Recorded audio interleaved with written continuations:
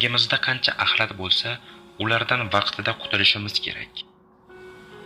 To'plangan xafagarchiliklar, g'azablar yashash quvvatimizni yeb bitiradi, tugatadi, bizni yanada og'irlashtiradi. Aslida bu kabi keraksiz ma'lumotlarni umuman to'plab yurmaslik lozim. Avtomatik tozalash tizimini ongimizda yaratib turib, bo'lar-bo'lmas ortiqcha ma'lumotlarni tozalab tashlash lozim. Bo'lmasa, bu kabi axlatlar bir kun kelib sasiydi va u bizni bir muddat bezovta qiladi.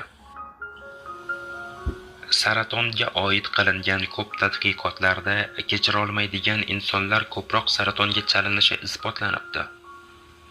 Tanamizning kasalliklarga qarshi bizni himoya qiladigan immun tizimi bo'lgan kabi, ruhimizning ham immun tizimi bor. Turli xafagarchiliklar, g'azablar